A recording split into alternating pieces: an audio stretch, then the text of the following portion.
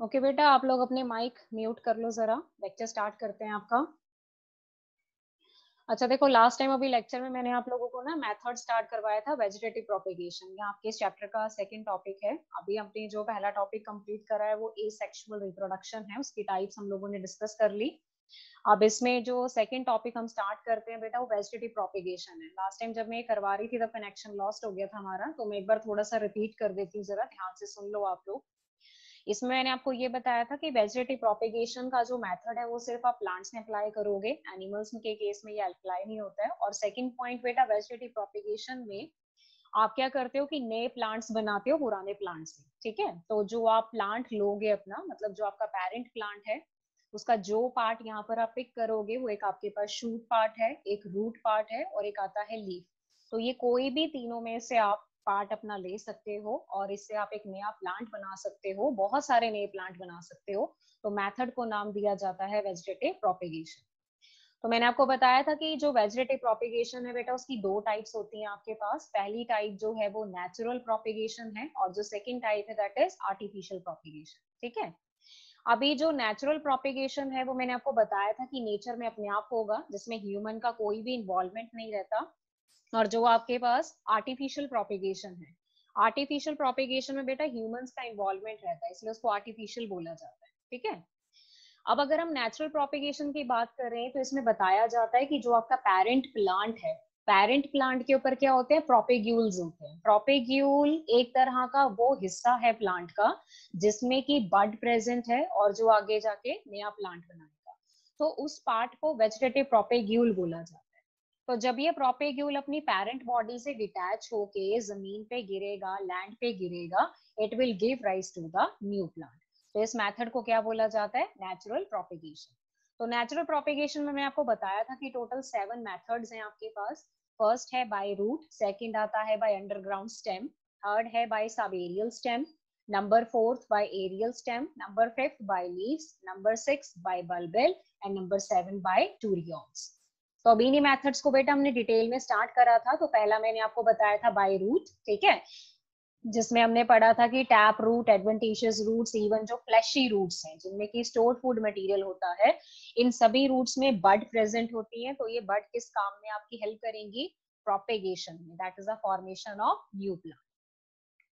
उसके बाद सेकंड जो मैंने इसमें बताया था वो अंडरग्राउंड स्टेम था बेटा आपके पास। ठीक है, अब अंडरग्राउंड स्टेम जो है वो स्टेम है लेकिन वो जमीन के अंदर यानी कि जमीन के नीचे है, तो उसको अंडरग्राउंड स्टेम बोला जाता है। ट्यूबर, बल्ब, कॉर्म, राइजोम, सक्कर, ये 5 टाइप आपने इसके अंदर पढ़नी थी। तो इसमें जो पहली टाइप हमने पढ़ी थी वो ट्यूबर था बेटा, जो मैंने लास्ट टाइम आपको बताया था। और ट्यूबर का एक एग्जाम्पल आपको बहुत अच्छे से लर्न करना है, सभी का एक एक एग्जाम्पल आप ढंग से याद कर लो। ट्यूबर में बेटा एग्जाम्पल पोटैटो का आता है। ठीक है, आलू आपके घरों में पढ़ा भी है, देखा भी है आपने। तो आलू के ऊपर नोड्स होती है, उन नोड्स को बेटा आईज भी बोला जाता है। अब इन नोड्स की खासियत क्या होती है कि इनके ऊपर ना बड प्रेजेंट होती है। तो बड में आपको पता है एक्टिवली डिवाइडिंग सेल होंगे, तो जैसे ही बड आपका ग्रो करेगा वो आगे जाके आपका नया प्लांट बनाएगा। सो ये जो है पोटैटो, ये अंडरग्राउंड स्टेम है और ये अंडरग्राउंड स्टेम में किस कैटेगरी के अंदर आता है, ट्यूबर्स के अंदर। ठीक है, उसके बाद जो सेकंड टाइप आती है बेटा वो मैंने आपको बल्ब बताई थी, और बल्ब मैंने आपको बताया था दो एग्जांपल, आप बहुत ढंग से याद कर लो, अनियन एंड गार्लिक, प्याज और लहसुन घरों में आपके पास अवेलेबल भी होता है, आप उनको देख भी सकते हो। अब ये जो बल्ब है ये क्या है, बल्ब भी बेटा आपके पास एक अंडरग्राउंड कंडेंस्ड शूट है जिसमें बर्ड्स प्रेजेंट होती हैं, और वही बर्ड्स आगे जाके रूट्स बनाती हैं जिनको एडवेंटिशियस रूट्स बोला जाता है, and they also give rise to the new plant. ये मैंने आपको डायग्राम दिखाया था, that was the longitudinal section of the onion. ठीक है, ये भी ऐसे प्याज का डायग्राम है बेटा, ये उसकी पिक्चर है, बहुत क्लियर आपको नजर आ रहा होगा। नीचे की तरफ हल्की सी बड प्रेजेंट होती है, बहुत ही छोटी, पेल येलो या व्हाइट से कलर की, और उसके नीचे छोटे छोटे धागे जैसे आपको दिखाई देते हैं जिनको एडवेंटिशियस रूट्स बोला जाता है। यहीं से आपके पास एक नया प्लांट बनता है। तीसरा मैंने आपको इसमें राइजोम बताया था बेटा, राइजोम भी आपके पास अंडरग्राउंड स्टेम है जिसमें स्टोर्ड फूड मटेरियल होगा, और राइजोम में भी बहुत सारी नोड्स होती हैं, और नोड्स के ऊपर आपको क्या मिलती है, बड्स मिलती है। तो यही बड आगे जाके क्या बनाती है बेटा, न्यू प्लांट्स बनाती है। 3 एग्जाम्पल मैंने आपको बताई थी, बनाना, जिंजर, टर्मरिक। तो जो आपका जिंजर है वो अदरक है, टर्मरिक हल्दी है, बनाना आपको पता ही है, फ्रूट भी है आपके पास, खाते भी हो आप। तो बनाना जो है बेटा वो सेक्सुअली रिप्रोड्यूस नहीं करता है, ठीक है। अगर बनाना के नए प्लांट बनते हैं तो कैसे बनते हैं, बाय वेजिटेटिव प्रोपेगेशन। क्या बताया बोला जाता है उसको, राइजोम। किस कैटेगरी के अंदर आता है, अंडरग्राउंड स्टेम के अंदर। तो जो बनाना है वो नेचुरली प्रोपेगेट करता है। फिर उसके बाद बेटा हमने कॉम्स के बारे में पढ़ा था। कॉम्स मैंने आपको बताया था कि ये भी अंडरग्राउंड स्टेम की ही मॉडिफिकेशन है। राउंड होती है, थोड़ी सर्कुलर होती है, गोल सी होती है, थोड़ी मोटी होती है, क्योंकि इसमें स्टोर फूड मटेरियल होता है, ठीक है। और इसमें भी बर्ड्स प्रेजेंट होती है, और यही बर्ड्स आगे जाके क्या बनाती है, न्यू प्लांट बनाती है। तो इसमें बेटा पहला एग्जाम्पल हमने अमरफोफैलस का करा था, जिसको जिमीकंद बोला जाता है। कोलोकेशिया है आपके पास, अरबी। ये दो एग्जाम्पल आप अच्छे से लर्न कर लो अपना। नेक्स्ट ये जो डायग्राम में आपको पिक्चर नजर आ रही है, ये भी जिमीगंध है, अमरफोफैलस, ठीक है। ये ऐसे होती है, राउंड सर्कुलर, थोड़ी मोटी, because it contain the stored food material. इसको नाम दिया जाता है कॉम्स। किसकी मॉडिफिकेशन है, अंडरग्राउंड स्टेम। अब उसके बाद बेटा इसमें जो लास्ट टाइप आपके पास आती है वो शक्कर आती है, ठीक है। अब शक्कर में देखो क्या होता है, मैंने पहले ही बोला ये अंडरग्राउंड स्टेम है, तो एक चीज ध्यान में रखो कि ये जमीन के नीचे या जमीन के अंदर होगा, ऊपर नहीं दिखेगा आपको, ठीक है। अब पहली बार डायग्राम को ध्यान से देखो, क्राइजेंथेमम का डायग्राम दिख रहा है, गुलदौदी बोलते हैं इसको प्लांट को। क्राइजेंथेमम के डायग्राम में ये आपका मेन शूट है, ठीक है। अब मेन शूट के नीचे वाले पार्ट से देखो, जमीन के अंदर ऐसे ब्रांच निकल रही है ना साइड में, ये जो ब्रांच आपको दिखाई दे रही है, एरो को ध्यान से देखो, मैं एरो कहाँ पे लगा रही हूँ, ये ब्रांच है बेटा। अब ये वाली ब्रांच थोड़े से डिस्टेंस तक ट्रेवल करेगी, फिर उसके बाद ये बाहर की तरफ फिर से मेन शूट दे देंगी, और नीचे की तरफ देखो क्या दे रही है, रूट्स। तो इन रूट्स को क्या बोला जाता है बेटा, एडवेंटिशियस रूट्स। क्लियर। अब अगर आप बाहर से देखोगे तो आपको लगेगा ये एक प्लांट है, ये एक प्लांट है, ये एक प्लांट है, बाहर से देखने में तीनों सेपरेट लगेंगे, ठीक है। लेकिन internally they are coming from the same plant, अंदर से वो एक ही प्लांट से बन के आ रहे हैं। किसके थ्रू बन रहे हैं, शॉर्ट ब्रांचेस के थ्रू। उन शॉर्ट ब्रांचेस को क्या बोला जाता है, शक्कर। और शक्कर का एग्जाम्पल आपने 101% +1 में पढ़ा होगा जरूर, जब आपने प्लांट मॉर्फोलॉजी का चैप्टर करा हो, ठीक है। तो इसमें मिंट और क्राइजेंथेमम दो प्लांट आते हैं आपके पास। तो अंडरग्राउंड स्टेम में बेटा 5 मॉडिफिकेशन आपने पढ़नी है। पहली मॉडिफिकेशन आपके पास है ट्यूबर, सेकंड मॉडिफिकेशन है बल्ब, थर्ड मॉडिफिकेशन है राइजोम, फोर्थ मॉडिफिकेशन है कॉम्स, एंड फिफ्थ आपके पास आता है शक्कर। सबकी एक एक या दो दो एग्जाम्पल आप अच्छे से लर्न कर लो। डायग्राम बनाने को नहीं आएंगे, लेकिन आप लोगों को आइडेंटिफाई करना आना चाहिए, ठीक है। सपोज उन्होंने अगर अनियन का डायग्राम दे दिया, प्याज का दे दिया, और पूछ लिया ये किसकी मॉडिफिकेशन है, तो आपको पता होना चाहिए कि वो अंडरग्राउंड स्टेम की मॉडिफिकेशन है, और उसको क्या बोला जाता है, बल्ब बोला जाता है। अब इसके बाद बेटा जो थर्ड मॉडिफिकेशन आती है वो आपके पास है सब एरियल स्टेम और क्रीपिंग स्टेम। सब एरियल क्यों बोला जाता है, होती तो ये देखो जमीन के ऊपर है, अंदर नहीं होती है, जमीन के ऊपर होती है, बाहर होती है। लेकिन क्या होता है ना कि जैसे ये प्लांट है, सपोज ये जमीन के ऊपर ऐसे होगा, ऐसे पूरा इरेक्ट नहीं मिलेगा आपको, झुका हुआ नीचे की तरफ, जमीन की तरफ। तो इसलिए बेटा इनको क्रीपिंग बोला जाता है। क्रीप का मतलब समझते हो, क्रीप का मतलब होता है रेंगना, जमीन के ऊपर रेंगना। जैसे घरों में आपके घास लगी होती है ना, खेतों में घास लगी होती है, तो घास कैसी होती है, घास ऐसे फैलती जाती है जमीन के ऊपर, होती जमीन के ऊपर है, आप उसे अंडरग्राउंड नहीं बोलोगे, लेकिन वो जमीन के ऊपर लेटती है, रेंगती है, फैलती है, तो इसलिए उसको क्रीपिंग बोला जाता है, ठीक है। तो क्रीपिंग में बेटा 3 एग्जाम्पल आती है, एक आपके पास आता है रनर, एक आता है स्टोलॉन, और एक आता है ऑफसेट। रनर ऑब्वियसली देखो, रनर का मतलब क्या होता है, रनर का मतलब होता है भागना, दौड़ता है जो, ठीक है। तो जो घास होता है ना वो जमीन के ऊपर ऐसे फैलता जाता है, पूरे सरफेस को कवर कर लेता है, तो इसलिए घास को हम किस में रखते हैं, रनर की कैटेगरी में। Point is clear. अब आप ये देखो जरा, जो ऊपर वाला डायग्राम है ये आपके पास है मेन ब्रांच, ठीक है। अब मेन ब्रांच ने आगे जाके एक और ब्रांच दे दी जमीन के ऊपर, फिर उसने भी आगे जाके शूट निकाल दिया, फिर वो ब्रांच आगे बढ़ी, फिर से हमारे पास नया शूट निकल गया, तो ऐसे वो ब्रांच आगे के आगे बढ़ते जा रही है, तो ऑब्वियसली इसको क्या बोला जाएगा, रनर बोला जाएगा। मोस्ट कॉमन एग्जाम्पल आपके पास कौन सा होता है, लॉन ग्रास। लॉन ग्रास मतलब जो घरों में या गार्डन में बाहर बगीचे में जो घास लगी होती है ना, दूसरा नाम क्या है उसका, साइनोडॉन। ठीक है, तो एक एग्जाम्पल आप अच्छे से याद कर लो, मैं पहले ही बता चुकी हूँ। रनर के बाद बेटा जो सेकंड टाइप इसमें आती है ना, वो स्टोलोन आती है। अभी देखो रनर और स्टोलोन में क्या फर्क होगा, अगर आप पिछले डायग्राम को ध्यान से देखो, जो मैंने अभी स्लाइड आपको दिखाई, रनर देखो सरफेस के ना बिल्कुल पैरेलल चलती है। ये जैसे जमीन है ना, ये आपकी रनर है, तो ये बिल्कुल ऐसे पैरेलल चलेंगी, ऐसे ऐसे जा रहा है। ये रनर है आपका, ये आपका जमीन है, तो रनर जमीन के ऊपर ऐसे जाती है, समझे। अब स्टोलोन कैसा होता है, स्टोलोन ऐसा होता है, देखो ये कैसा हो रहा है, आग, ठीक है, डोम शेप। तो फर्क देखो जरा, नीचे वाला डायग्राम बेटा स्टोलोन का है। स्टोलोन भी जो है वो पेरेंट प्लांट के शूट के बेस से ही निकलेगी। शूट मतलब जो उसकी स्टेम है, उसके बेस यानी कि जो उसका नीचे वाला पार्ट है वहीं से निकलती है। लेकिन देखो ये ऐसे डोम शेप होती है, मुड़ी हुई। आर्क, आर्क भी बोल सकते हैं, डोम शेप भी बोल सकते हैं। लेकिन रनर कैसी है, देखो रनर स्ट्रेट है, सीधी है बिल्कुल। रनर बिल्कुल सीधी है, स्टोलन कैसी है, डोम शेप। ये डिफरेंस होता है दोनों के बीच में, ठीक है। अभी ये डोम शेप है, फिर ये नीचे जमीन के कांटेक्ट में आई, इसने रूट्स बना दी, ऊपर की तरफ क्या बना दिया, शूट बना दिया। फिर से यहाँ से एक ब्रांच निकलेगी, वो डोम शेप होगी, और फिर से वो जाके नया प्लांट बनाएगी। तो बेटा रनर और स्टोलन दोनों जमीन के ऊपर हैं, सरफेस के साथ साथ चल रहे हैं, तो उनको क्रीपिंग बोला जाता है। बस इतना ध्यान रखना कि रनर में जो ब्रांच है वो सीधी होती है, ठीक है, लेकिन स्टोलॉन में जो ब्रांच होती है वो डोम शेप होती है, आर्क्ड होती है, ठीक है। एग्जाम्पल कौन सा लिखोगे आप इसमें, स्ट्रॉबेरी का। फिर थर्ड जो इसमें आता है बेटा वो ऑफसेट आता है। ऑफसेट भी आप लोगों ने +1 में पढ़ा हुआ अच्छे से, मॉर्फोलॉजी वाले चैप्टर में।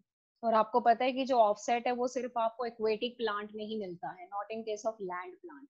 ऑफसेट जो है वो भी एक बेटा छोटी सी ब्रांच होती है जो प्रोपेगेट करती है और आगे जाके नए प्लांट बनाती है, एक्वेटिक प्लांट। तो पहला एग्जाम्पल है इशोर्निया, जिसको वाटर हाइसिंथ बोला जाता है। सेकंड एग्जाम्पल है पिस्टिया, जिसको वाटर लेट्यूस बोला जाता है। दोनों एग्जाम्पल बहुत इंपॉर्टेंट है, अच्छे से लर्न कर लो। पहला डायग्राम बेटा पिस्टिया का है। अगर आप डायग्राम को ध्यान से देखो तो आप लेबल देख सकते हो कि उन्होंने ऑफसेट किसको लेबल करा है। एरो ध्यान से देखो मैंने कहाँ पर रखा है, ये वाली जो छोटी सी ब्रांच है ये ऑफसेट है, जो आगे जाके नया प्लांट बनाती है। This is called propagation. Second Eichhornia का डायग्राम है, फिर से देखो उन्होंने ऑफसेट लेबल किया हुआ है। This short branch is offset, जिसने आगे जाके आपके पास क्या बना दिया, न्यू प्लांट।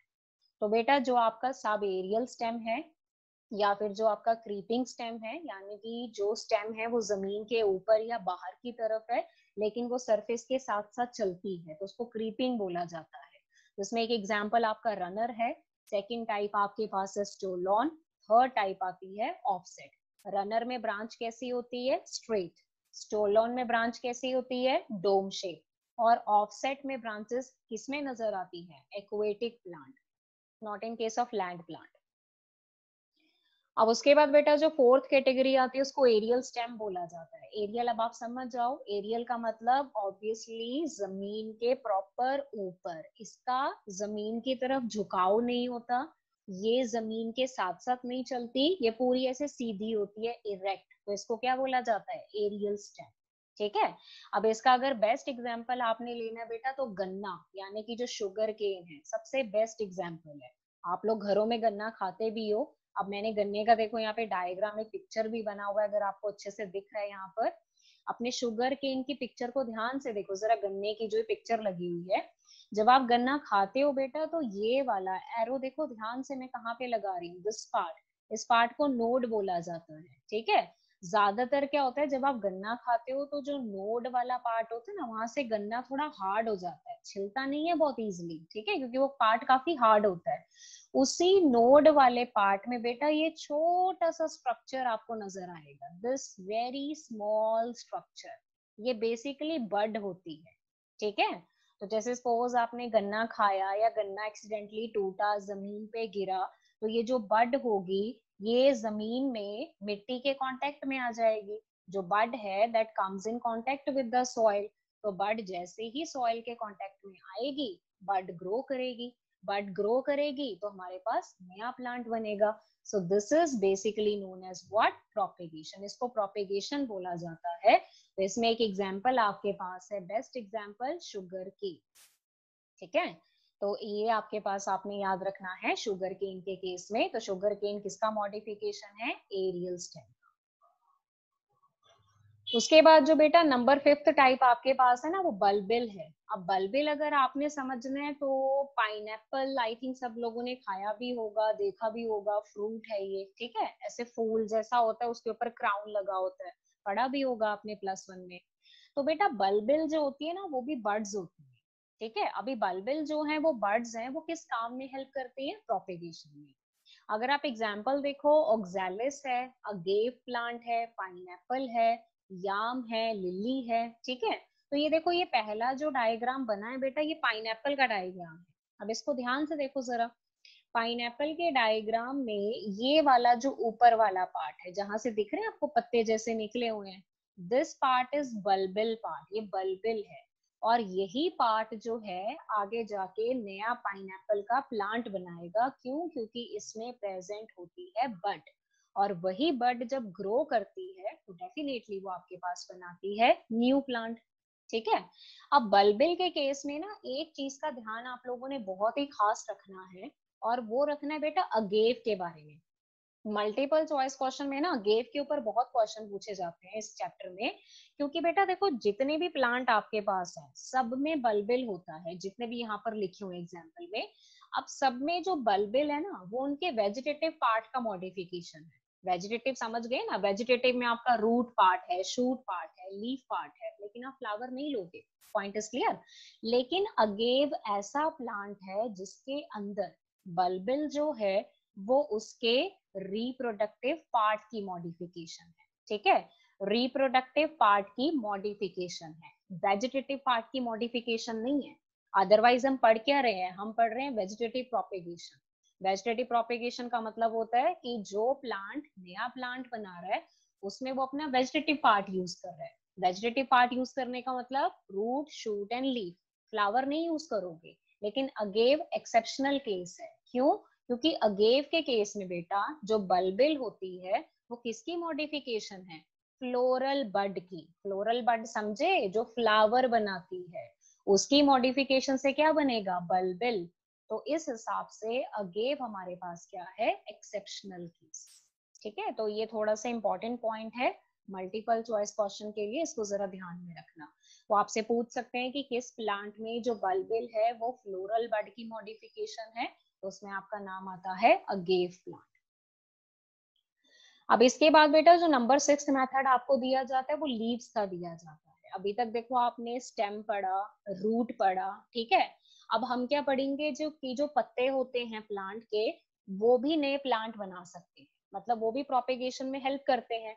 तो इसमें जो बेस्ट एग्जांपल है बेटा, जैसे कैलनचुई प्लांट है, ब्रायोफाइलम, सेंट पॉलिया, एडियंटम काउडेटम। ठीक है, ये सारे प्लांट किस कैटेगरी में आते हैं, लीव्स। अब इसमें क्या होगा कि इन प्लांट के अगर आप पत्ते देखो तो इनके पत्तों में बेटा क्या प्रेजेंट होती है, एडवेंटिशियस बड। ठीक है, अब आपको पता है कि अगर कहीं पर भी बड प्रेजेंट होगी तो डेफिनेटली वो पार्ट तो ग्रो करेगा ही करेगा। सो अगर पत्ता टूट के जमीन पे गिरा, समझे, तो ऑब्वियसली उसकी जो बड है बेटा वो सॉइल के कांटेक्ट में आ जाएगी। तो जैसे ही बड सॉइल के कांटेक्ट में आई, it will grow to form a new plant, तो नया प्लांट बना देगी। तो मेथड को क्या बोलेंगे, वेजिटेटिव प्रोपेगेशन। अब जैसे ये डायग्राम आप ध्यान से देखो, ये डायग्राम बेटा ब्रायोफाइलम का है, और ये ब्रायोफाइलम का पत्ता दिया है आपको।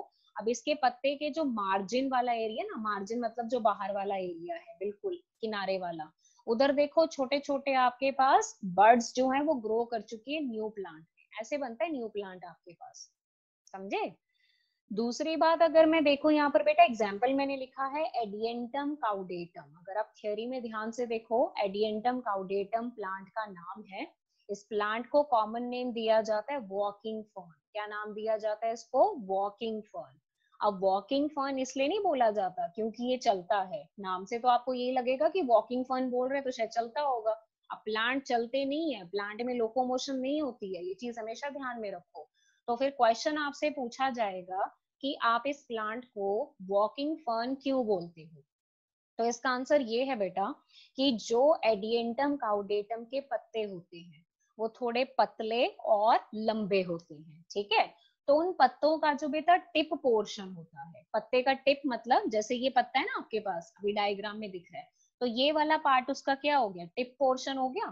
तो ऐसे ही हम एडिएंटम काउडेटम के जो लीफ देखते हैं, एक तो पहली बात बेटा इनके जो लीफ है वो थोड़े लंबे और पतले होते हैं, और उनका जो टिप होता है उस टिप में बड प्रेजेंट होती है। So whenever the leaf tip comes in contact with the soil, तो वो बड बेटा ग्रो कर जाएगी और वहीं पर आपके पास बन जाएगा न्यू प्लांट। तो that is why it is known as walking fern, ठीक है। तो ये आपको देखने में लगेगा कि सारा प्लांट ऐसे कंटिन्यूटी में है, तो वो वॉकिंग फर्न इसको नाम दे दिया जाता है।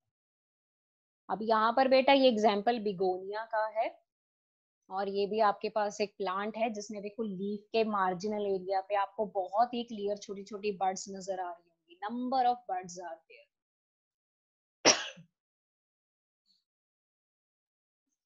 अच्छा बेटा इसमें जो लास्ट कैटेगरी आपके पास बचती है वो टूरियॉन्स की बचती है, ठीक है। अभी टूरियॉन्स क्या होते हैं ना, टूरियॉन्स बेसिकली बेटा आप लोगों के पास होते हैं काइंड ऑफ, आप ये लगाओ कि ये आपके पास एक बड है जो बहुत मोटी होती है, क्यों, क्योंकि उसमें बहुत सारा स्टोर्ड फूड मटेरियल होता है। तो ऐसी बर्ड को हम नाम देते हैं टूरियॉन का, क्लियर। अब ये वाली बर्ड हमें ज्यादातर मिलती है एक्वेटिक प्लांट्स में, मतलब जो पानी में रहते हैं प्लांट्स। दूसरी बात कहते हैं जो बड होती है बेटा जब वो पेरेंट बॉडी में बनेगी, पेरेंट बॉडी में जब वो बड बनेगी तो वो बड पूरी विंटर यानी कि जब तक सर्दियां चलती हैं तब तक वो बड बेटा इनएक्टिव रहती है, पॉइंट समझे।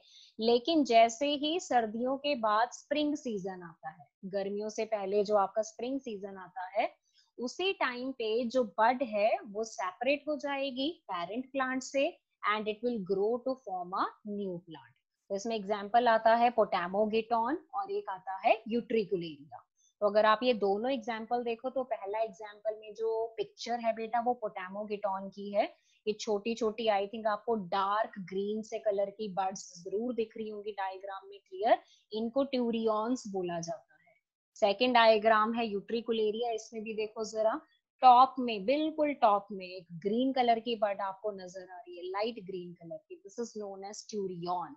जब तक सर्दियां हैं तब तक ये पेरेंट बॉडी से ही अटैच हैं, तब तक ये इनएक्टिव है, लेकिन जैसे ही अगला सीजन स्टार्ट होगा ये पेरेंट बॉडी से सेपरेट होके नए प्लांट में ग्रो कर जाएंगी। तो इनको क्या बोला जाता है, ट्यूरियॉन्स।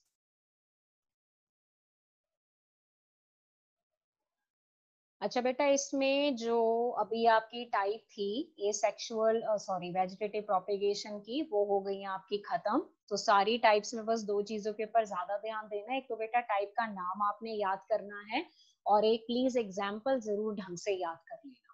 तो वेजिटेटिव प्रोपेगेशन जो टॉपिक हमने स्टार्ट करा था उसमें हमने आज नेचुरल प्रोपेगेशन कंप्लीट करा।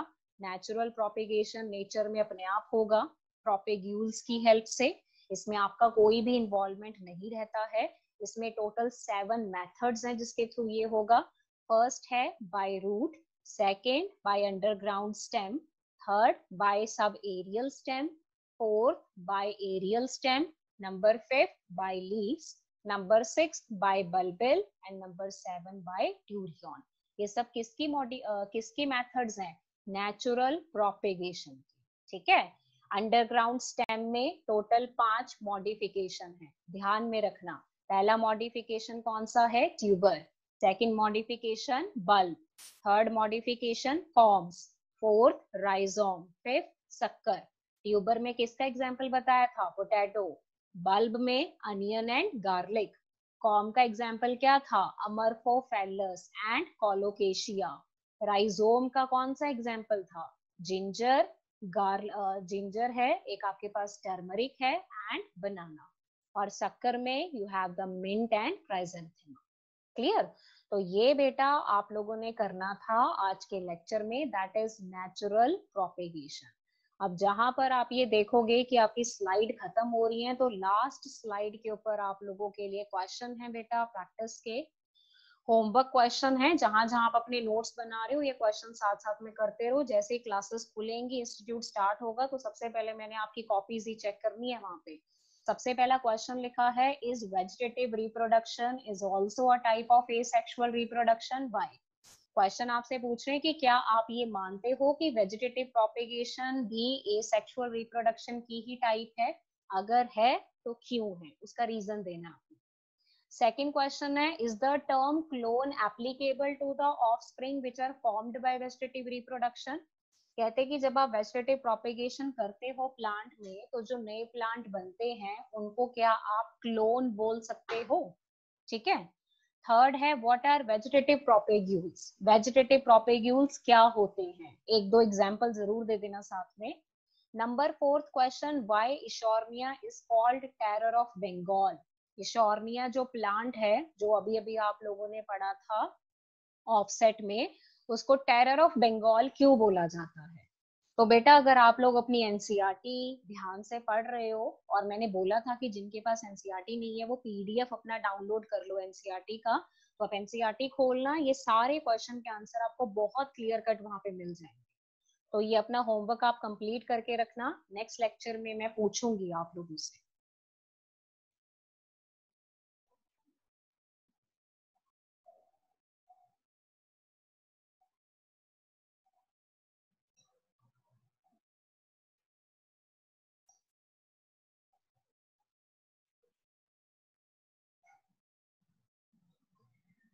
ओके बेटा, लास्ट टाइम आप लोगों ने जो लेक्चर में करा था अपना topic, that was vegetative propagation, जो हमने स्टार्ट करा था, ठीक है, उसका पीडीएफ मैंने भेज दिया था आपको ग्रुप में, तो आई होप आप लोगों ने पढ़ लिया होगा। वेजिटेटिव प्रोपेगेशन बेटा लास्ट टाइम स्टार्ट करा था हमने, जिसमें हमने प्रोपेगेशन के मेथड्स पढ़ने थे प्लांट के केस में, और इसमें मैंने आपको बताया था कि प्रोपेगेशन हम दो तरीके से करते हैं। एक तो बेटा हमारे पास होता है नेचुरल मेथड होता है प्रोपेगेशन का, ठीक है, जिसमें आपका इन्वॉल्वमेंट नहीं होगा, और जो सेकंड है वो आर्टिफिशियल प्रोपेगेशन है। आर्टिफिशियल प्रोपेगेशन में ह्यूमंस का इन्वॉल्वमेंट रहता है, तो इसलिए इसको हॉर्टिकल्चरिस्ट भी बोला जाता है। लास्ट टाइम जब मैंने आपको पढ़ाया था, बेटा प्लीज माइक म्यूट कर लो। लास्ट टाइम जब मैंने आपको पढ़ाया था वेजिटेटिव प्रोपेगेशन के बारे में, तो उसमें बेटा अगर आपको याद होगा तो वेजिटेटिव प्रोपेगेशन में मैंने आपको थोड़े मेथड्स करवाए थे। अगर आपको याद है तो उसमें एक रूट आपने करा था, by root, by underground stem, clear? बंद कर दे। और एक उसमें आप लोगों ने करा था by leaves, by turion, by bulbil, by bulb. ये सारे मेथड्स आप लोग ऑलरेडी कर चुके हो, और ये मेथड सेम वे में आप लोगों ने अपने +1 में जब मॉर्फोलॉजी का चैप्टर करा होगा तो वहां पर बेटा पढ़ा भी होगा आप लोगों ने, क्लियर? तो अभी यहाँ पर हम लोग आज सेकंड मेथड आपका स्टार्ट कर रहे हैं, that is artificial propagation. Artificial propagation में देखो ह्यूमंस का इन्वॉल्वमेंट है, तो इसलिए इसको हॉर्टिकल्चर भी बोला जाता है। और इसमें जब आप प्लांट को प्रोपेगेट करोगे, मतलब जब आप नए प्लांट बनाओगे पेरेंट प्लांट से, तो क्या क्या मेथड्स बेटा आप लोगों के पास हैं? सबसे पहला मेथड आपके पास आता है कटिंग, सेकंड मेथड आपके पास आता है ग्राफ्टिंग, थर्ड मेथड का नाम है लेयरिंग, और जो फोर्थ मेथड आता है दैट इज प्रोपेगेशन, क्लियर? ये चार मेथड्स हैं जो आपने आर्टिफिशियल प्रोपेगेशन में करने हैं for the formation of the new plants.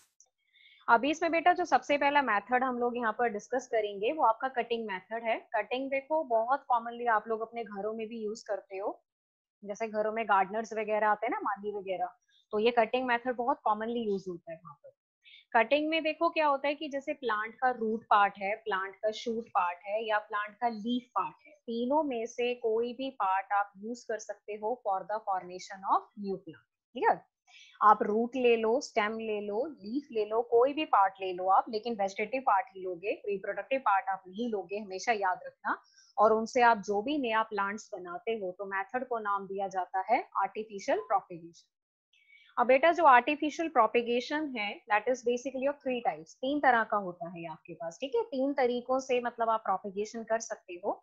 देखो सबसे पहला मेथड जो मैं आपको बता रही हूँ वो कटिंग बता रही हूँ। तो कटिंग में बेटा जो फर्स्ट मेथड आपके पास आता है उसको रूट कटिंग बोला जाता है। अब रूट कटिंग में देखो नाम से क्लियर है, रूट कटिंग में आप कौन सा पार्ट पिक करोगे प्लांट का? बेटा रूट पार्ट पिक करोगे। रूट पता है ना, जड़ों को बोला जाता है, ठीक है, कटिंग का मतलब होता है कि आपने पूरी की पूरी रूट नहीं लेनी है, लेकिन रूट का छोटा सा हिस्सा लेना है, एक टुकड़ा लेना है। इसीलिए हमने मेथड को बेटा यहाँ पर नाम दिया है रूट कटिंग। अब इसमें क्या करते हैं कि जो रूट का छोटा सा पीस है, जो टुकड़ा है, जो आप लोगे किसी भी पेरेंट प्लांट की रूट का बेटा, उसको आप वापस किसी दूसरे गमले में या कहीं दूसरी जगह पे जाके मिट्टी के अंदर अगर उसको आप दबा दो, उसके अंदर मिट्टी डाल दो, उसको प्रॉपर वाटरिंग करते रहो, तो आफ्टर सम टाइम क्या होगा कि वो रूट सिस्टम पूरा डेवलप हो जाएगा जमीन के नीचे। और जो चीज जमीन के बाहर यानी कि ऊपर की तरफ निकलेगी वो डेफिनेटली बेटा आपका शूट सिस्टम है। क्योंकि आपको पता है कि जो शूट होती है वो नेगेटिवली जियोट्रॉपिक होती है, मतलब वो जमीन से ऊपर ऑपोजिट डायरेक्शन में ग्रो करती है, और रूट हमेशा जमीन के नीचे या जमीन की तरफ ग्रो करती है क्योंकि वो पॉजिटिवली जियोट्रॉपिक है। तो ये एक मेथड है जिससे आप बहुत सारे नए प्लांट बना सकते हो। सपोज आपने किसी पेरेंट प्लांट का रूट का छोटा सा हिस्सा लिया, उस रूट के हिस्से को ही आपने बहुत सारे पीसेस में बेटा डिवाइड कर दिया। हर पीस को जहां जहां आप ग्रो करवाओगे वहां वहां पर आपका नया प्लांट आ जाएगा। अब ये मेथड बहुत commonly lemon, orange, blackberry, Raspberry में यूज होता है। एग्जांपल्स बेटा मैं 3-3, 4-4 हर जगह लिखी होती हैं, तो कम से कम 2-2 एग्जांपल्स आप अच्छे से याद कर लो सबका। क्लियर? डायग्राम में देखो ये दिखा हुआ है आपके पास कि जैसे ये आपके पास पेरेंट प्लांट है, ये उसकी रूट्स आपको क्लियर कट नजर आ रही हैं। आप यहाँ से ना कट कर दो, देखो लिखा भी हुआ है कट हेयर। डायग्राम को ध्यान से देखो तभी समझ में आएगा।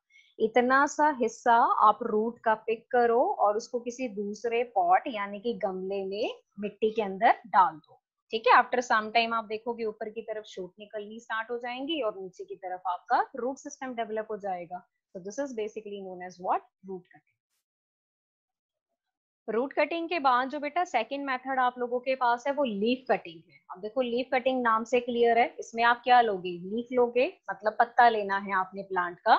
उस पत्ते को आपने पीसेस में डिवाइड करना है। ठीक है, जैसे सपोज करो आपने एक पत्ते को 2 पीसेस में डिवाइड कर दिया, तो वो दोनों पीसेस आप जमीन के अंदर प्लांट करोगे। लेकिन पूरे तरीके से नहीं करोगे, थोड़ा मतलब इसको टैक्ट है करने का। कैसे करना है देखो, डायग्राम को ध्यान से देखो। ये आपके पास लीफ है, आपने इसको 2 हिस्सों में डिवाइड कर दिया सपोज। अब जो बेटा 2 हिस्से हमारे पास है लीफ के, उनको जब हम जमीन या गमले में डालेंगे मिट्टी के अंदर, तो लीफ के हिस्से को हमेशा हमेशा क्या करना है, वर्टिकली डालना है। ऐसे हॉरिजॉन्टली लेटाना नहीं है जमीन में कि आपने लेटा दी और मिट्टी डाल दी ऊपर से, वो गलत तरीका है। लीफ को ऐसे वर्टिकली खड़ा रखना है, आधा हिस्सा जमीन के अंदर मिट्टी में और आधा हिस्सा उसका बाहर। तो जो हिस्सा बेटा बाहर की तरफ होगा वहां से शूट सिस्टम ग्रो करेगा, और जो जमीन के अंदर का हिस्सा है that will give rise to the root system.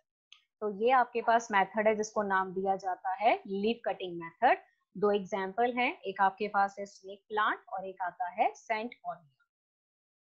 इसके बाद देखो ये अनदर स्लाइड है, इसको अगर आप ध्यान से देखो तो इसमें लीफ कटिंग मेथड बहुत क्लियर आपको नजर आएगा। ये देखो ये प्लांट के लीफ हैं, और लीफ को देखो जैसे काट के पीसेस में डिवाइड करके फिर इनको वर्टिकली हमने मिट्टी के अंदर डाला हुआ है, अगर आप ध्यान से देखो। ठीक है, ताकि विद द टाइम ये नए प्लांट में ग्रो कर जाए। वर्टिकली करना है, हॉरिजॉन्टली नहीं करना है, ये हमेशा ध्यान में रखना।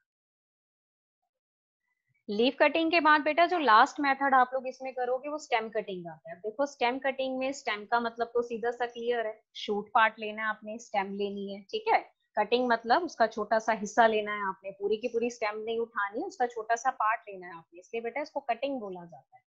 अब ये वाला मेथड अगर मैं आपको बताऊं तो बेटा रोज प्लांट में जो गुलाब का पौधा होता है उसमें ये मेथड बहुत कॉमनली यूज किया जाता है, घरों में इसी तरीके से इसको प्रोपेगेट करते हैं। ठीक है, अब करेंगे क्या, जैसे हमारे पास सपोज करो रोज का प्लांट है, गुलाब का प्लांट है आपके पास, ज्यादा पुराना या ओल्ड प्लांट नहीं है, 1 साल तक का उसका एज होना चाहिए, उतना पुराना प्लांट ले लो।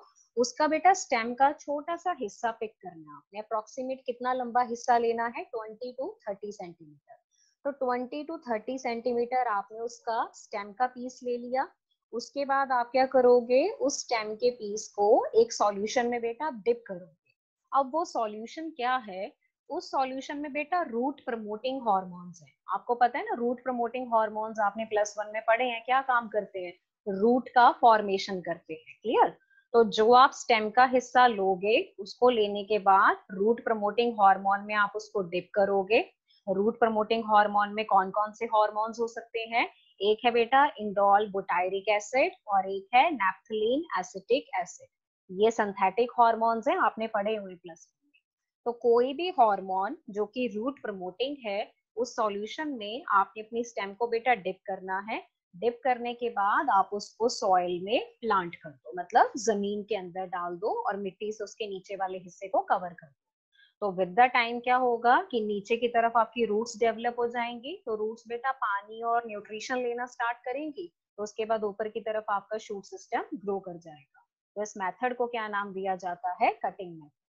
डायग्राम को ध्यान से देखो, ये हमारे पास सपोज एक प्लांट था, हमने उस प्लांट की स्टेम के हिस्से को काट दिया। अप्रोक्सीमेट 20 to 30 सेंटीमीटर लंबी आप स्टेम लोगे। उसके बाद आप इसको एक रूट प्रमोटिंग सॉल्यूशन में डिप करोगे और उसके बाद इसको आप जमीन में प्लांट करोगे। ठीक है, तो ये मेथड आ गया आपके पास स्टेम कटिंग। रोज में शुगर केन, गन्ना, टी प्लांट है, चाय, कॉफी, ग्रेप्स, चाइना रोज, इनमें बेटा ये बहुत कॉमनली यूज होता है। ठीक है, तो आर्टिफिशियल प्रोपिगेशन में ये चीजें बेटा अपने आप नहीं होंगी, ये आपको करनी पड़ेंगी। इसीलिए इस मेथड को आर्टिफिशियल बोला जाता है, क्योंकि ह्यूमन का इन्वॉल्वमेंट रहता है। ठीक है, तो इसमें सबसे पहला मेथड आपके पास कौन सा है? कटिंग। तो कटिंग में फर्स्ट टाइप कौन सी होगी? Root cutting. सेकंड टाइप कौन सी होगी बेटा? Leaf cutting. And third type कौन सी आती है आपके पास? Stem cutting. क्लियर? तो तीनों पार्ट से तीनों टाइप आपने क्लियर कर ली। अब कटिंग हो गया आपके पास फिनिश। कटिंग के बाद बेटा अब जो सेकंड मेथड आप लोगों के पास है, उसको लेयरिंग बोला जाता है। ठीक है, अब देखो लेयरिंग मेथड को लेयरिंग नाम क्यों दिया जाता है, इसके पीछे का लॉजिक समझ लो जरा। अब आपके पास क्या है ना कि जैसे बहुत बड़ा एक ट्री है आपके पास, जैसे बड़े बड़े पेड़ लगे होते हैं आपके घरों के बाहर ऐसे गार्डन में या खेतों में, तो उस बड़े से ट्री में मोटी मोटी ब्रांचेस होती हैं। ठीक है, अब आपने क्या करना है कि उस ट्री की, उस पेड़ की किसी एक ब्रांच को आप सिलेक्ट कर लो। मतलब उस एक ब्रांच को हमने सिलेक्ट कर लिया। जिस ब्रांच को बेटा सिलेक्ट करोगे, उस ब्रांच को पहली बार लेयर बोला जाता है। क्या बोला जाता है उसको? लेयर। ठीक है, फिर उसके बाद हमने क्या करना है कि उस ब्रांच को बेटा डीफोलिएट करना है। देखो थ्योरी में लिखा हुआ है इट इज डीफोलिएटेड। डीफोलिएटेड का मतलब होता है कि उस ब्रांच में जो भी पत्ते वगैरह लगे हैं या छोटी छोटी अगर कोई ब्रांचेस निकली हैं तो वो सारी निकाल दो, बिल्कुल खाली कर दो उस ब्रांच को। ठीक है, फिर उसके बाद हम उस ब्रांच में एक छोटा सा कट देते हैं बेटा। तो इस मेथड को क्या बोला जाता है? नॉचिंग। नॉचिंग, हल्का सा कट देना है। फिर उसके बाद उसकी बार्क क्या करनी है? रिमूव। अब अगर आपको याद हो बेटा, तो बार्क बोला जाता है जो बड़े बड़े मोटे मोटे प्लांट्स होते हैं ना आपके पास, जो बहुत लंबे होते हैं हाइट में, एंजियोस्पर्मिक प्लांट, इनके बाहर देखो आपको ब्राउन कलर की मोटी सी स्टेम नजर आती है, जो समटाइम निकल भी रही होती है ऐसे। इवन आप हाथ से खींच के उसको निकाल भी सकते हो, वो डेड सेल की बनी है, उसको बार्क बोला जाता है। तो बेटा आपने वो बार्क ना रिमूव करनी है। जैसे जैसे आप बार्क निकालते जाओगे ना, तो आप नोटिस करोगे कि उसके अंदर जो वेस्क्यूलर बंडल है जिसमें जाइलम और फ्लोएम होते हैं बेटा, वो क्लियर कट आपको दिखना स्टार्ट हो जाता है। तो बार्क का जो रिमूवल है, उसको प्रोसेस को क्या बोला जाता है? रिंगिंग। क्या बोला जाता है उसको? रिंगिंग। ठीक है, अब ये जो ब्रांच हमने सिलेक्ट करी, जिसमें बेटा आपने डीफोलिएशन करा, नॉचिंग करा, रिंगिंग करा, इस ब्रांच को हम यहाँ पर क्या नाम देते हैं? Layer. What is the name of the branch? Layer. और मेथड को बेटा क्या नाम दिया जाता है? Layering method. अब देखो लेयरिंग करने के ना बहुत सारे तरीके हैं आपके पास। ठीक है, तो तरीकों में बेटा 5 टाइप हैं, सीधा आपको स्लाइड पे बहुत क्लियर कट नजर आ रही होंगी। पहली टाइप आपके पास आती है माउंट लेयरिंग। सेकंड टाइप आती है सिंपल लेयरिंग। थर्ड है बेटा सरपेंटाइन लेयरिंग। फोर्थ है ट्रेंच लेयरिंग। एंड फिफ्थ आपके पास है air layering, which is also known as gootee. Clear? तो ये 5 टाइप हैं, पांचों आप अच्छे से याद कर लो। डायग्राम बनाने नहीं है, लेकिन स्लाइड में जितने डायग्राम में बताऊंगी बेटा ध्यान से देखना और समझना है आपने। ठीक है, अभी देखो ये सबसे पहले टाइप मैंने आपको कौन सी दी? Mount layering. अच्छा, माउंट वर्ड का मतलब क्या होता है, पहले तो ये दिमाग में क्लियर करो। माउंट होता है बेटा ढेरी, जैसे मिट्टी की छोटी छोटी ढेरियां बनी होती है ना, उन ढेरी को माउंट बोला जाता है। तो फर्स्ट टाइप आपके पास कौन सी आती है? Mount layering. अब देखो माउंट लेयरिंग में आप करोगे क्या? सीधा डायग्राम को ध्यान से देखो, कुछ नहीं करना, बस डायग्राम को ध्यान से देखो और मेरी आवाज सुनो। ये आपके पास प्रॉपर पेड़ है। ठीक है, हमारे पास एक प्लांट है। हमने क्या करा कि इस प्लांट की जो बेटा स्टेम है उसको यहाँ से कट कर दिया। ठीक है, डायग्राम में बहुत क्लियर दिख रहा होगा सबको। ये देखो, ये स्टेम हमने काट दी, पूरी नहीं काटनी है, हल्का सा जमीन के ऊपर वाला हिस्सा रखना है, बाकी मेन स्टेम आप काट दो पूरा। ठीक है, काटने के बाद जो स्टेम का हिस्सा बचा उसको बेटा मिट्टी से ढक दो पूरा, सॉइल लेके मिट्टी लेके उसके ऊपर डाल दो। ठीक है, पूरा कवर कर दो उसको। तो जब वो पूरा ढक गया, कवर हो गया, तो वो बन गया ना ढेरी जैसा, तो उसको क्या बोलेंगे, माउंड बोलेंगे उसको। क्या बोलेंगे उसको, माउंड। क्लियर। फिर उसमें प्रॉपर आप पानी देते रहो, वाटरिंग करते रहो। अगर रेनी सीजन है फिर तो वैसे बारिशें होती रहती हैं, पानी अपने आप आता रहेगा। ठीक है, तो आफ्टर फ्यू डेज बेटा आप क्या नोटिस करोगे कि ऊपर की तरफ से यानी कि माउंट के सरफेस से बाहर छोटे छोटे शूट्स निकलने स्टार्ट हो जाते हैं। These are very small plant, ये छोटे छोटे प्लांट्स हैं जो आपको नजर आ रहे हैं। तो देखो, एक पेरेंट प्लांट से हमने बहुत सारे नए छोटे छोटे प्लांट्स बना लिए, फिर इन सभी प्लांट्स को हम दूसरी जगह पे इंट्रोड्यूस कर देंगे, शिफ्ट कर देंगे, ट्रांसफर कर देंगे। तो एक ही प्लांट से मैंने बना दिए large number of new plant. इस मेथड को क्या नाम दिया जाता है, माउंट लेयरिंग। क्लियर। अब माउंट लेयरिंग में बेटा एग्जांपल अगर आप देखो, एप्पल है, सेब का प्लांट है जो, जैस्मिन, स्ट्रॉबेरी, चेरी, ये कुछ ऐसे प्लांट है जिनमें माउंट लेयरिंग बहुत कॉमनली परफॉर्म की जाती है। क्लियर।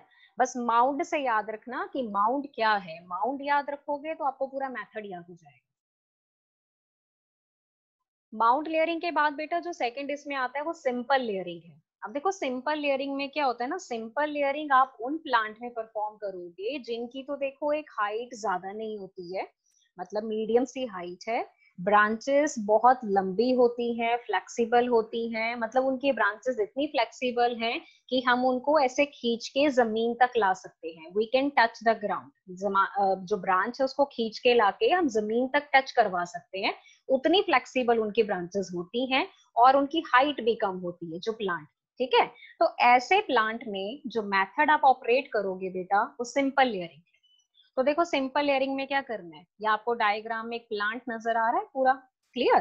देखो, प्लांट की मैंने क्या करा, ये ब्रांच ले ली। अब आप ध्यान से देखो, एरो कहाँ पे डाल रही हूँ मैं, ये ब्रांच पे। इस ब्रांच को हम जमीन तक लेके आए। अब देखो, प्लांट है, प्लांट में बेटा बहुत सारी ब्रांचेस है, तो आप कोई भी एक ब्रांच को सिलेक्ट करो। जिस ब्रांच को आप सिलेक्ट करोगे उसको आप लेयर बोलोगे। फिर उस ब्रांच को बेटा आप डीफोलिएट करोगे। डीफोलिएशन का मतलब लीफ निकाल दो, जो साइड में उसके पत्ते वगैरह लगे ना सब निकाल दो, ब्रांच पूरी खाली कर दो, दिस इज कॉल्ड डीफोलिएशन। फिर उसके बाद बेटा उसकी बार्क रिमूव करो। बार्क अब मैं आपको बता चुकी हूँ, डेड स्किन की कवरिंग होती है सॉलिड ब्राउन कलर की, उसको ऐसे खींच के निकाल के रिमूव कर दो। ठीक है, जब आप उसको रिमूव कर दोगे तो उसके नीचे वेस्कुलर बंडल आपको क्लियर दिखेगा। तो उस ब्रांच को फिर आपने जमीन के अंदर ऐसे पैक्ड करना है, जमीन के अंदर डालना है, और उतने से हिस्से को आप मिट्टी से कवर कर दोगे। बट एक चीज बेटा ध्यान में रहे कि ब्रांच का जो देखो टिप पार्ट होगा, डायग्राम में ध्यान से देखो, टिप पार्ट की मैं बात कर रही हूँ, वो जमीन के अंदर नहीं होना चाहिए। जो टिप है ब्रांच का वो जमीन से ऊपर बाहर होना चाहिए। सिर्फ ब्रांच का थोड़ा सा हिस्सा जहां से आपने बार्क रिमूव करी है, सिर्फ वो हिस्सा जमीन के अंदर होगा, लेकिन टिप कैसे होगा, बाहर की तरफ। अब विद द टाइम क्या होगा बेटा, जिस हिस्से में से आपने बार्क रिमूव करी थी, देखो उसके नीचे छोटे छोटे हेयर लाइक स्ट्रक्चर्स आप लोगों को क्लियर नजर आ रहे होंगे आई थिंक। ठीक है, इन हेयर लाइक स्ट्रक्चर्स को क्या बोला जाता है, एडवेंटिशियस रूट्स। आपको पता है ना, रूट्स दो तरह की होती हैं, tap root and adventitious root.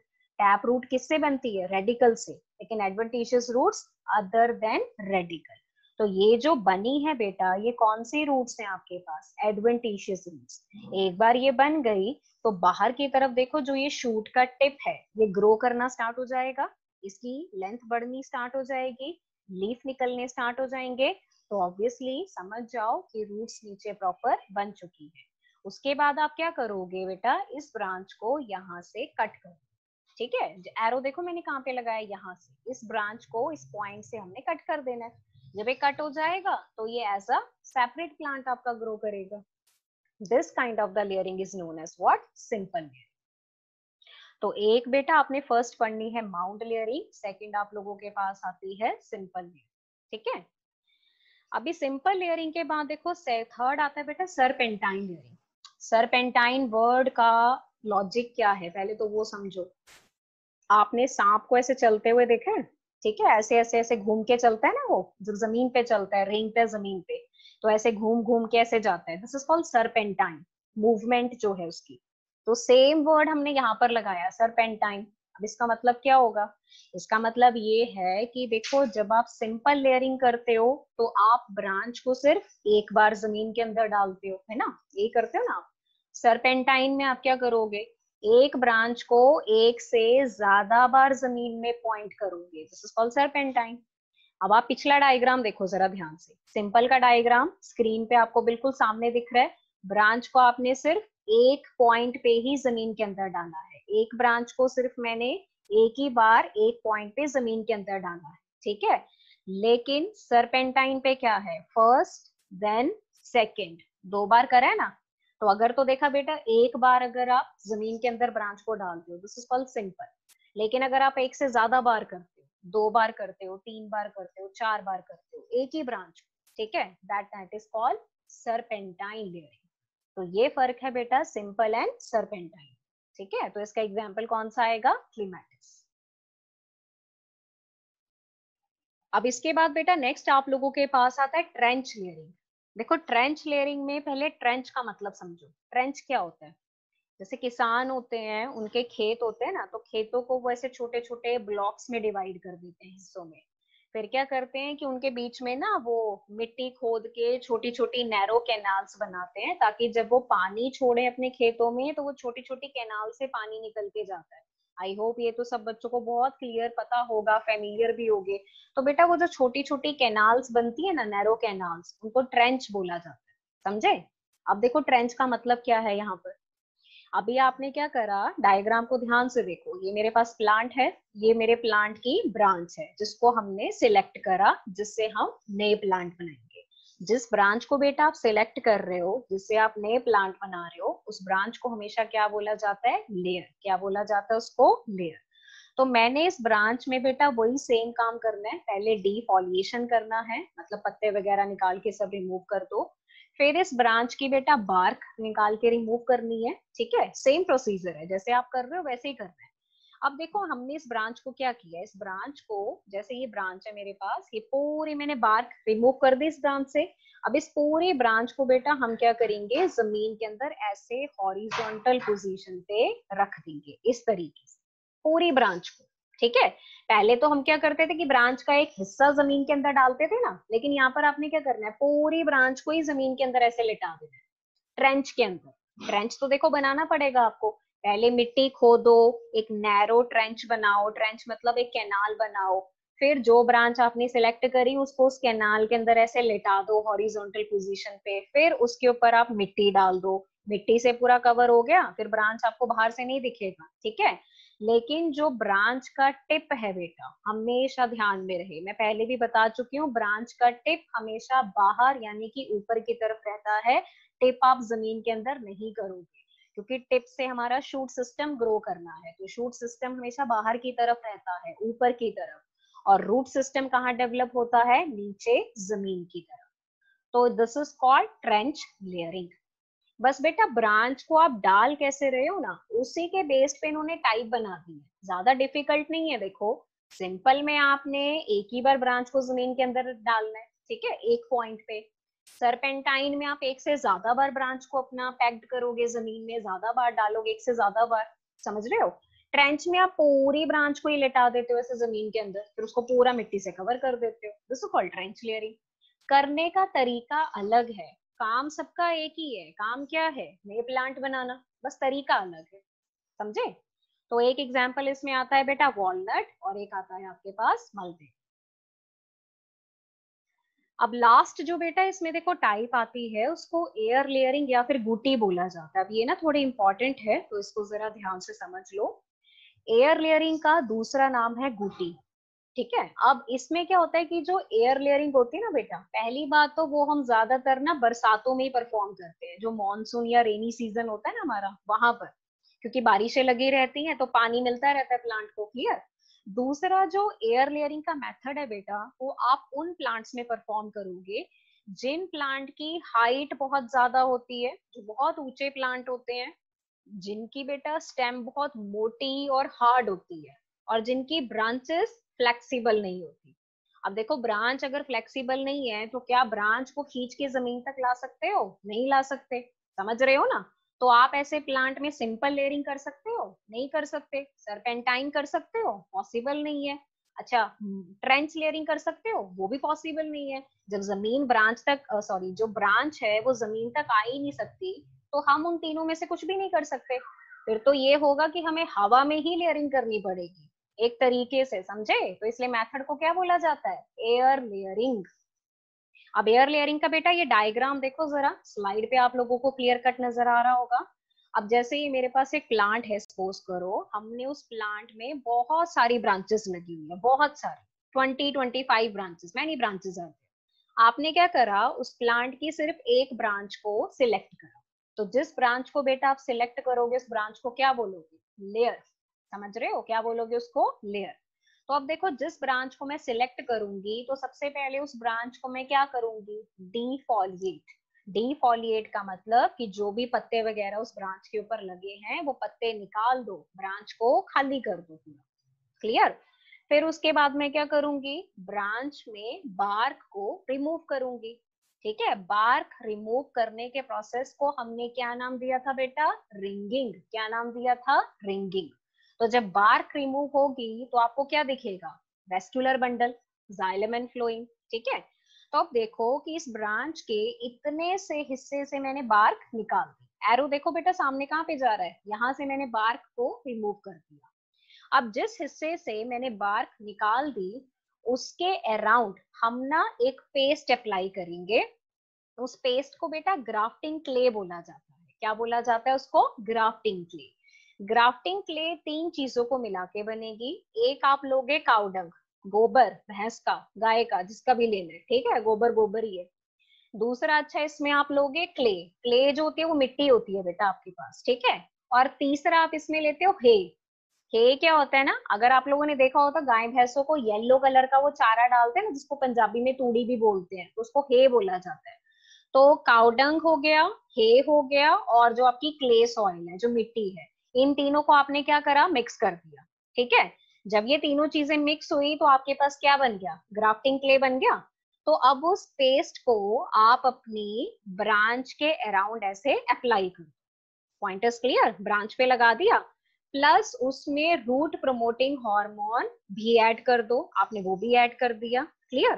फिर उतने से हिस्से को हम बेटा पॉलिथीन के बैग से कवर कर देंगे और उसको बांध देंगे। अब आप पूछोगे कि मैडम पॉलिथीन का बैग क्यों लगाना है? वो इसलिए लगाना है बेटा क्योंकि जो ब्रांच है, एक तो आपने उसके ऊपर से बार्क निकाल दी है, फिर उसके ऊपर आपने वो ग्राफ्टिंग पेस्ट लगाया, रूट प्रमोटिंग हॉर्मोन्स लगाए। तो ये चीजें क्या करती है ना, जो आपके एटमॉस्फेयर में बैक्टीरिया हैं, पैथोजन हैं, फंजाई हैं, उनको अट्रैक्ट करती हैं अपनी तरफ। तो उससे क्या होगा? बैक्टीरिया फंगल इन्फेक्शन होने के चांसेस पूरे पूरे हैं आपकी ब्रांच में, तो ब्रांच तो खराब हो जाएगी, फिर आपका क्या फायदा। तो इसीलिए उतने से हिस्से को हमने पॉलिथीन से कवर करके बांध दिया, बांध के आप छोड़ दो। ठीक है। अब आपको पता है मॉनसून सीजन है तो बारिश तो होती रहेगी, पानी गिरता रहेगा लगातार, आपको पानी देने की भी जरूरत नहीं है। तो अप्रोक्सीमेट बेटा 15 या 20 दिन बाद या अप्रोक्सीमेट 1 महीने बाद आप क्या नोटिस करोगे कि जिस ब्रांच को आपने सिलेक्ट किया था उस ब्रांच के नीचे वाले हिस्से से छोटे छोटे हेयर लाइक स्ट्रक्चर निकलने स्टार्ट हो जाएंगे, जिनको नाम दिया जाता है एडवेंटिशियस रूट्स। क्या बोला जाता है उनको? Adventitious roots. क्लियर। अब जैसे ही एडवेंटिशियस रूट्स निकल आई तो हम क्या करेंगे? फटाफट से पॉलिथीन का कवर निकाल दो, अब उसकी जरूरत नहीं है। उसके बाद ब्रांच को कट कर दो, यहाँ से इस पॉइंट से कट कर दो, जहां रूट निकली है ना, तो बस उसके नीचे वाले हिस्से से क्या करना है? कट कर दो। कट करने के बाद आप इस ब्रांच को जमीन में कहीं और जाके प्लांट कर दो। तो वो क्या करेगा बेटा? एज अ डिफरेंट प्लांट आपके पास ग्रो कर जाएगा। तो मेथड को हमने क्या नाम दे दिया? Air layering. अब देखो ये है कि इसमें हम लोगों ने एक ही ब्रांच सिलेक्ट किया था एक प्लांट का। तो सपोज करो अगर आप उस प्लांट की 10-12 ब्रांच सिलेक्ट करते हो तो आपके पास तो एक प्लांट से 10-12 प्लांट बन जाएंगे।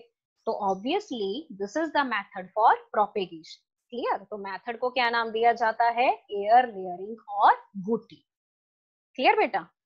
तो ये आप लोगों के पास थे मेथड्स जो आप लोगों ने करने थे लेयरिंग में। पहला आपके पास था mount layering, second simple layering, third serpentine, fourth trench, number 5 air layering और बूटी।